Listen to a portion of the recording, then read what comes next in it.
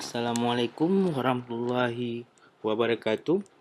Bagaimana kabar adik-adik mahasiswa semua? Semoga dalam keadaan sehat ya. Nah, berhubung keadaan kita saat ini tidak bisa bertatap muka, jadi untuk sementara waktu kita lakukan perkuliahan melalui kuliah online atau daring. Mari kita melanjutkan perkuliahan mata kuliah teknik laboratorium.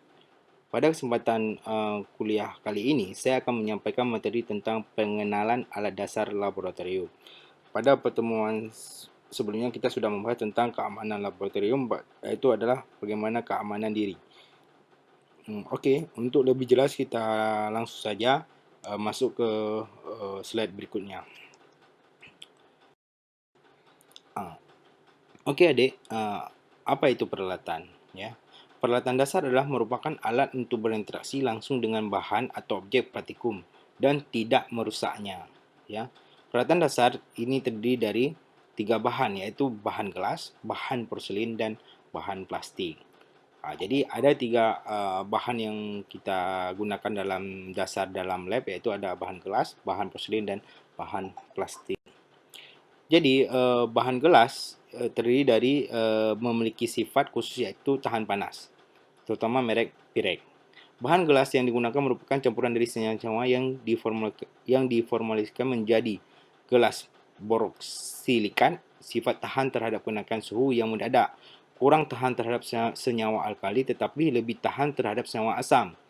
Ada gelas soda lime, sifat kaca yang tidak kusam jika dipanaskan. Jadi keduanya lebih sama-sama mempunyai kualitas yang baik dan mempunyai kekurangan juga. Okey, coba kita lihat perbezaan kedua bentuk bahan gelas. Okey, komposisi dari boroksilat dan soda lime. Kalau kita lihat bahwa kalau beda di boroksilat itu tidak ada adalah kalium oksidanya, sedangkan penyusun dari soda lime yang tidak ada adalah borak oksidanya. Itu perbedaan antara soda lime dengan boroksilat.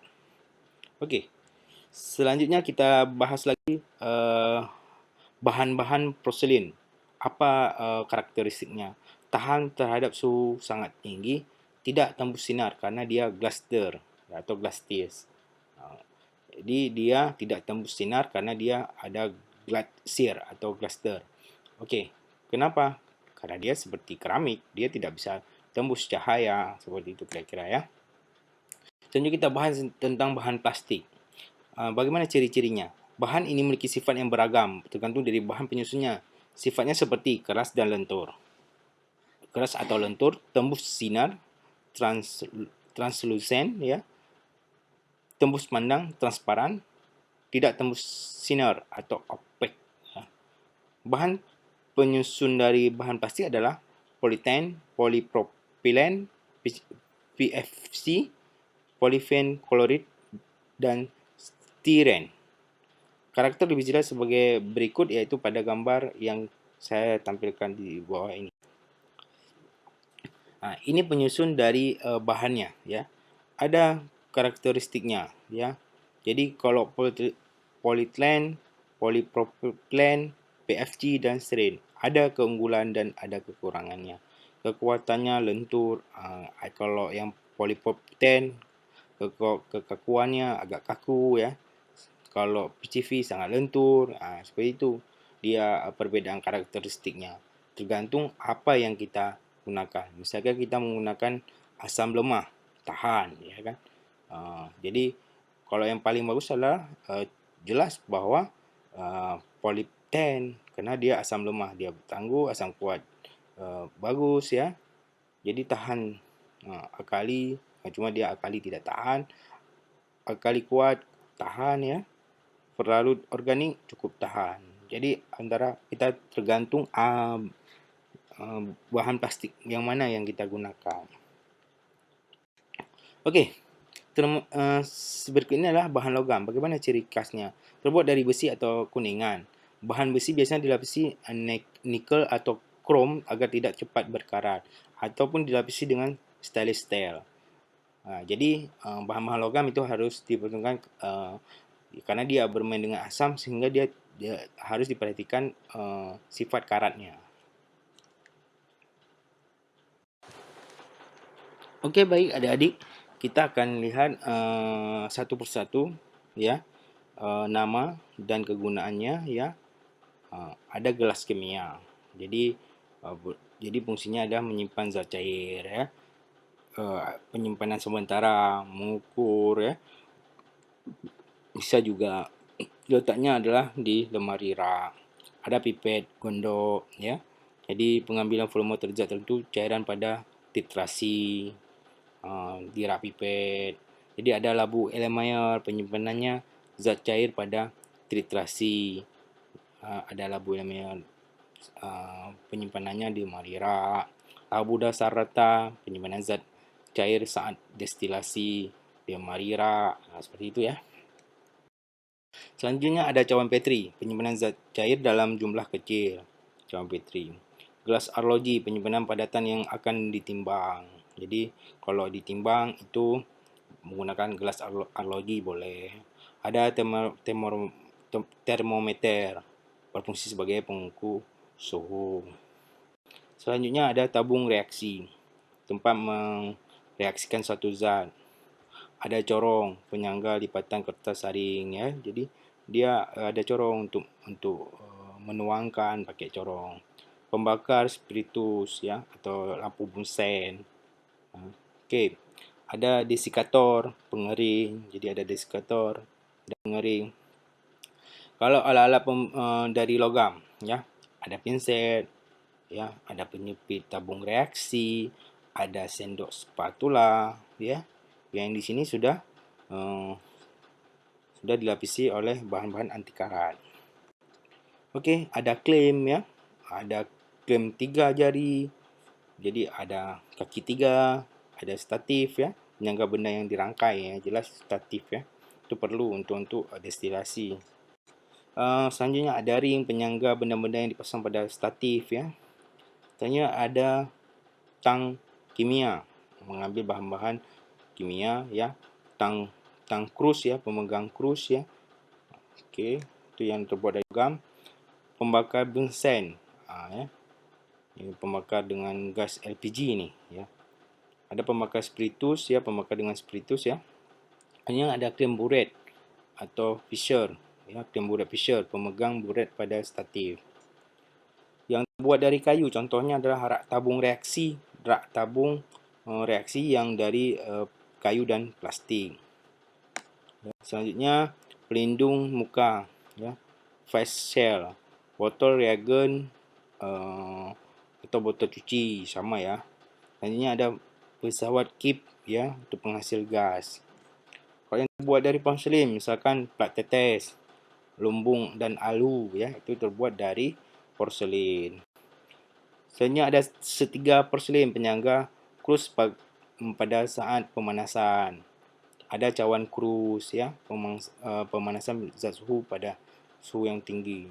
Jadi pemanasan zat dengan suhu yang tinggi. Okey, selanjutnya ada karet, ada bal pipet ya, mengisap cairan. Ini kalau bal ini tidak boleh kita mengisap larutan zat kimia menggunakan mulut, harus menggunakan bal pipet. Ada plastik dan gelas, pH pen ya. Dia ada pH pen. Ada selanjutnya ada kertas plastik, indikator universal misalkan, penentu pH ya.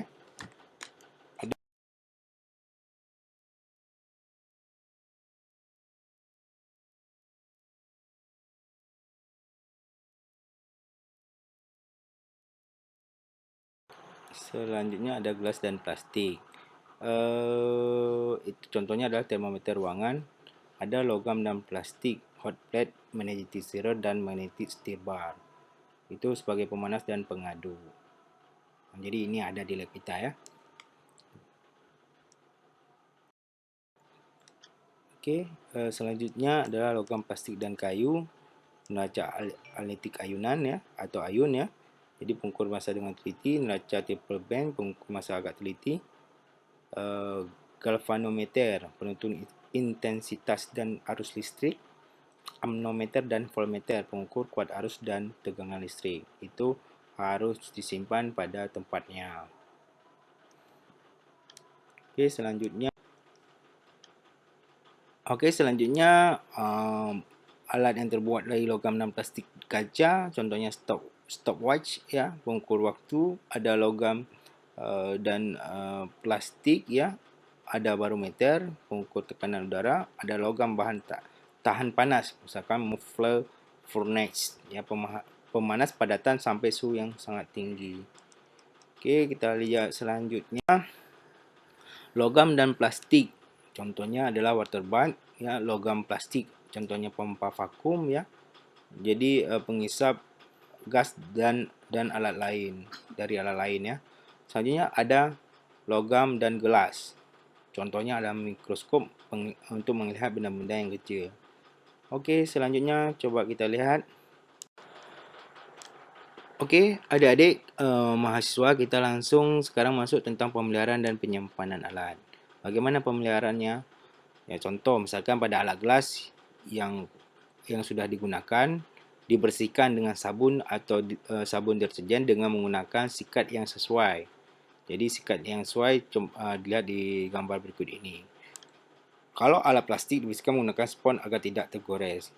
Kalau alat gelas yang belum bersih, maka misalkan masih tampak kumpulan air, maka alat tersebut atau alat gelas tersebut masih belum bersih. Kalau terdapat di alat gelas misalkan minyak atau kerak, dapat dihilangkan dengan cara merendam selama 1 malam dengan asam sulfat pekat 1 bagian dengan kalium dikromat dengan 9 bagian. Setelah itu dicuci dengan air mengalir.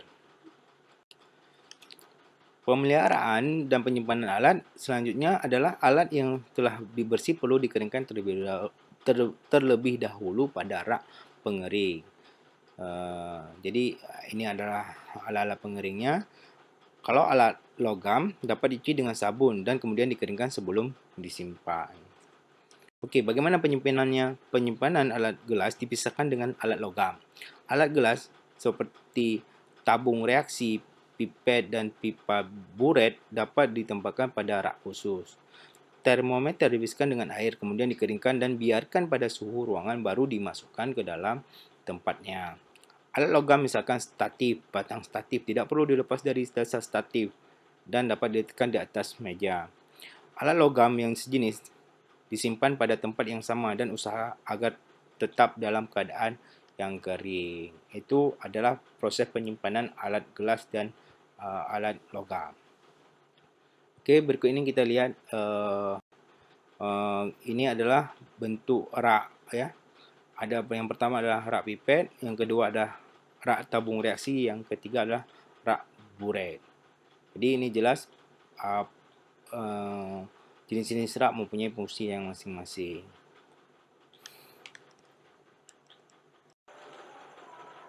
Baik adik-adik mahasiswa, perkuliahan kita hari ini sudah selesai. Terima kasih sudah menonton video ini. Semoga ilmu yang saya berikan bermanfaat untuk adik-adik mahasiswa. Jadi saya akhiri. Assalamualaikum warahmatullahi wabarakatuh.